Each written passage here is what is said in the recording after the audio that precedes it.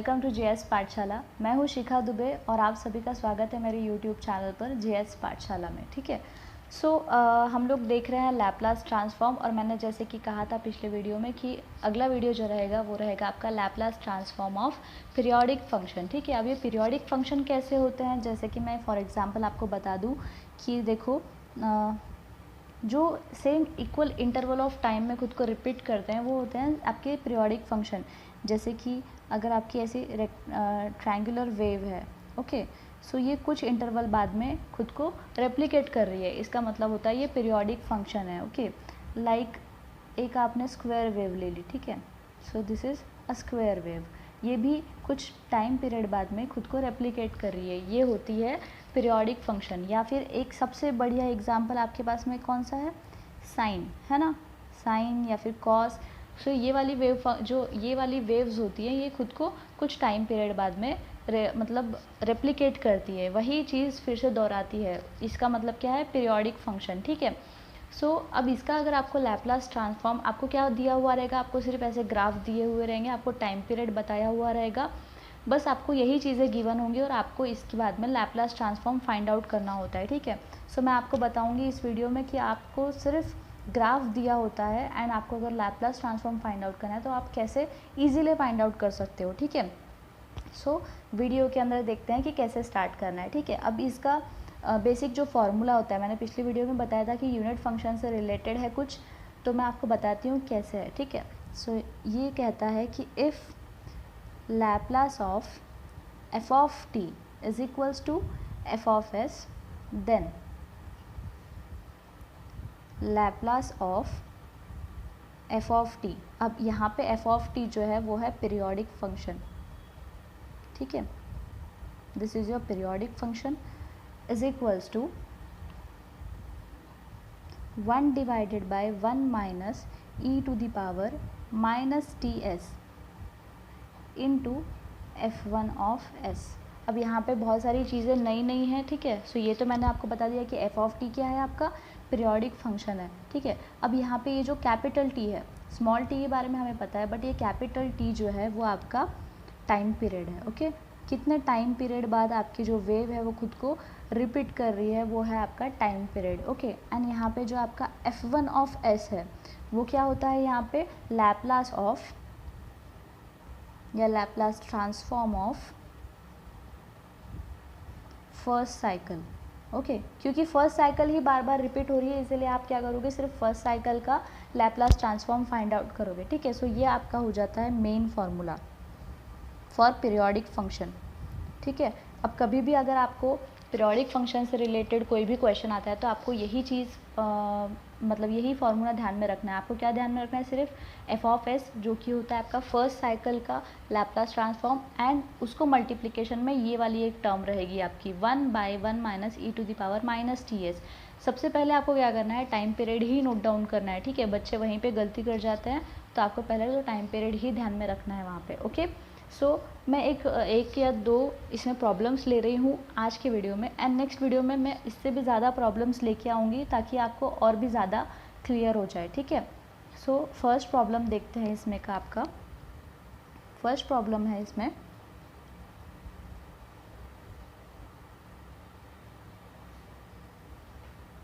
ऐसे एक आपको स्क्वायर वेव दी हुई है। ठीक है,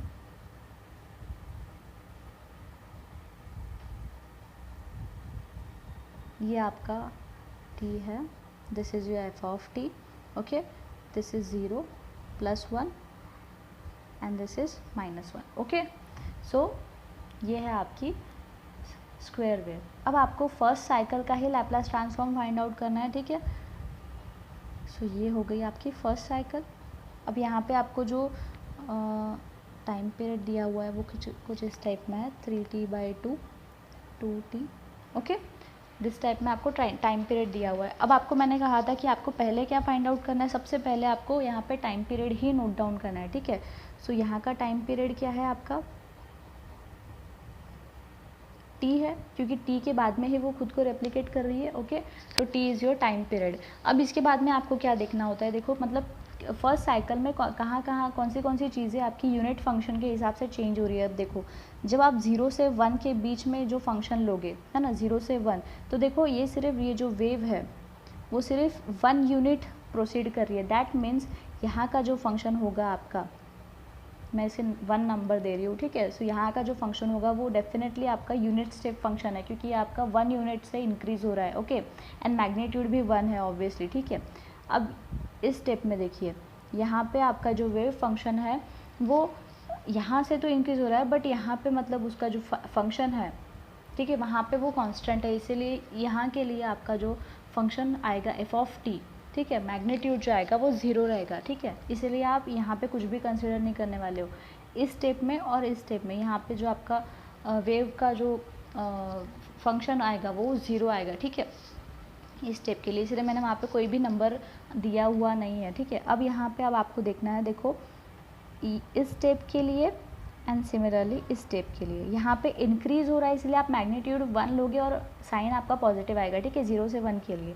बट अब यहाँ पे देखो आपका 1 से 0 जा रही है वेव एंड देन 0 से -1 जा रही है, मतलब साइमल्टेनियसली ये डिक्रीज़ हो रहा है, ठीक है।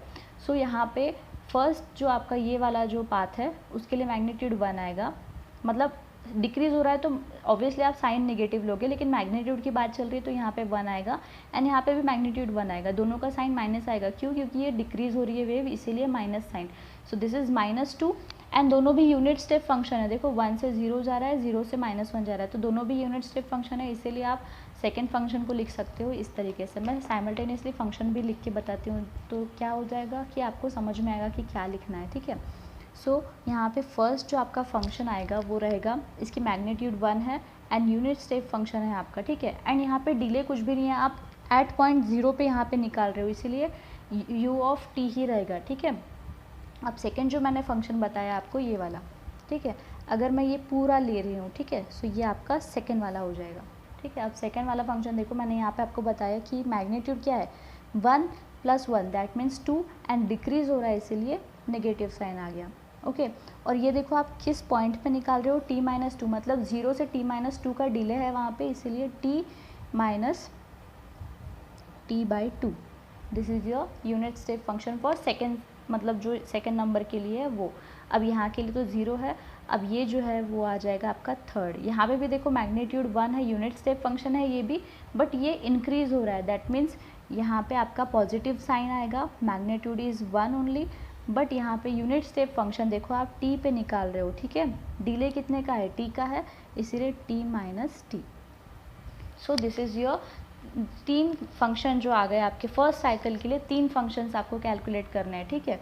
अब आप फाइनली आपका जो f1 ऑफ t है, मतलब फर्स्ट साइकिल के लिए जो आपके सारे फंक्शंस है उनकी एडिशन करोगे, ठीक है। 1 × u of t -2 × u of t - t/2 plus 1 × u of t minus capital T, okay. So this is your function. अब आपको क्या करना है, f ऑफ s कैलकुलेट करना है, f1 ऑफ s, है ना, इसी फंक्शन का लैप्लास ट्रांसफॉर्म कैलकुलेट करना है। अब आपको पता है कि मैंने आपको जो सेकेंड शिफ्टिंग प्रॉपर्टी थी आपकी, उसमें मैंने आपको यूनिट स्टेप फंक्शन के बारे में बताया हुआ है, ठीक है। यूनिट स्टेप फंक्शन के बारे मतलब जब लैप्लास ट्रांसफॉर्म आप फाइंड आउट कर दे तो क्या होता है, Laplace of f of t - a into unit step function t - a is equals to क्या होता है, e⁻ -as into f of s। अब यहाँ पे f ऑफ t - a देखो, यहाँ पे क्या है आपका, सिंपली 1 दिया हुआ है, ओके। सो क्या आएगा यहाँ पे, f ऑफ s की वैल्यू क्या आती है, 1 की, 1 का लैप्लास आता है 1/s। तो सिंपली आप क्या लिखोगे 1/s, और यहाँ पे डिले भी नहीं है तो e⁻0 हो जाएगा, दैट मीन्स 1, इसीलिए यहाँ पे लैप्लास आ जाएगा आपका 1/s। क्लियर है। सेम आपको यहाँ के लिए करना है, लेकिन यहाँ पे डिले है आपका t/2 का, इसीलिए आपका यहाँ पे आएगा 2 × e⁻ -t/2 × s, okay. And यहाँ पे भी 1 है, इसीलिए आपका यहाँ का भी लैप्लास क्या आएगा 1/s, ओके। प्लस यहाँ पे भी आपका लैप्लास सिर्फ 1/s ही आएगा, बस ये डिले है इसीलिए e⁻ -ts। सभी को समझा है। अब इसके बाद में क्या करना है, ये जो आपका 1/s जो है वो आप कॉमन ले सकते हो, ठीक है, सो दैट आपका f1 ऑफ s जो है वो एक सिंप्लीफाइड फॉर्म में आ जाए, ठीक है। सो अब आप लिख सकते हो यहाँ पे f1 of s is equals to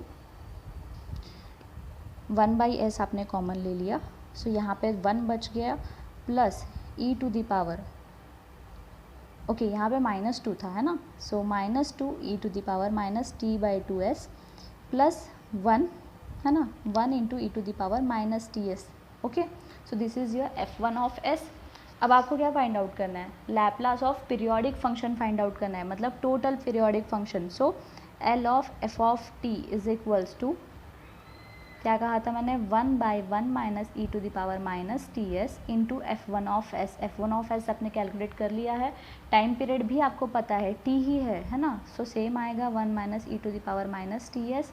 f1 of s की वैल्यू अब यहाँ पे आप पुट कर सकते हो, so 1/s 1 minus 2 into e to the power minus t/2s and this is e to the power minus ts। Okay, so this is your Laplace transform for periodic function. So इस type में आप कोई भी Laplace transform easily solve कर सकते हो, ठीक है, पीरियोडिक फंक्शन से रिलेटेड।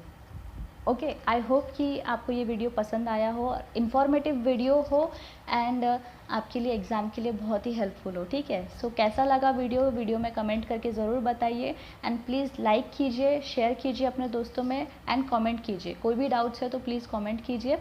ओके, एंड मैं इसके आगे भी और भी जो क्वेश्चंस है आपके रिलेटेड पीरियोडिक फंक्शन से रिलेटेड वो मैं लाती रहूँगी। Okay, so stay tune and thank you so much. Until then, stay happy, stay fit, stay healthy. Thank you so much.